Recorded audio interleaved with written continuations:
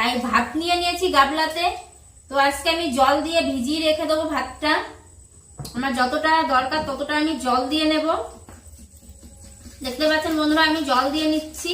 ভাতটা ভালো করে ভিজিয়ে রেখে দেবো। এই ভাতটা আমি কালকে কিভাবে খাবো সেটাই শুধু আপনারা দেখবেন। আর এই হচ্ছে ভাতের মধ্যে একটা লেবু দিয়ে রাখছি, পাতি লেবু ভাতের মধ্যে এইভাবে দিয়ে রাখলাম, দিয়ে ভাতটা রেখে দেবো আজকে সারা রাতের জন্য। পান্তা ভাত, জল দেওয়া পান্তা ভাত। দেখতে পাচ্ছেন বন্ধুরা, এই হচ্ছে পান্তা ভাত নিয়ে নিয়েছি। পান্তা ভাতের সাথে কি কি আছে দেখুন, আলু সেদ্ধ, আলু ভাজা, শুকনো লঙ্কা ভাজা, লেবু, তেল, কাঁচা তেল দিয়ে পান্তা ভাত খেলে হেভি লাগে, আর আছে লবণ।